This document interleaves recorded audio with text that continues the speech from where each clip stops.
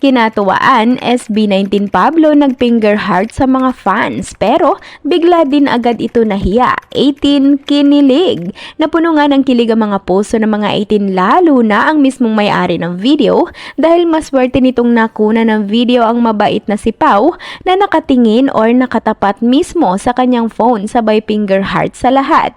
Kaya naman rinig na rinig sa video ang tilian at kilig ng marami.